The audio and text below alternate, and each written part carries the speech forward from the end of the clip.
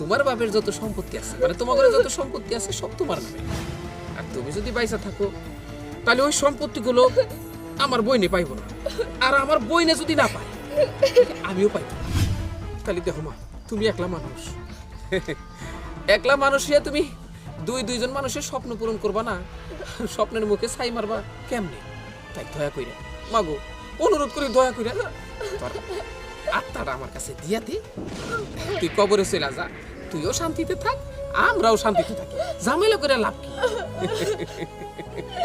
মামা আপনি আমার মাইরেন না, আমি অনেক দূরে চলে যাবো, দরকার হইলে মানুষের বাসায় কাম কইরা খামু, আমার সয় সম্পত্তি যা আছে সব আপনারা নিয়ে আনেন, কিন্তু আমার জানটা আমার ভিক্ষা দেন, আমি মরতে চাই না।